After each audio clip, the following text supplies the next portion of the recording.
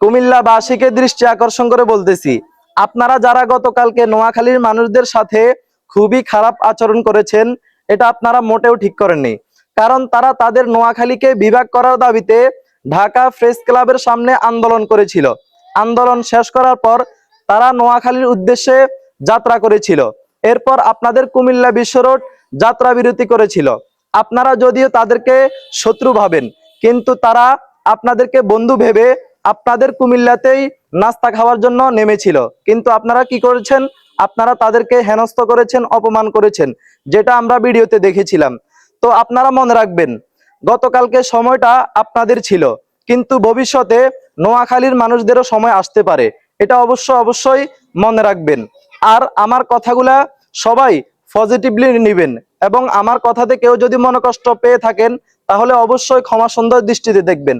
অবশ্যই ভিডিওটি শেয়ার করার অনুরোধ থাকবে। ধন্যবাদ।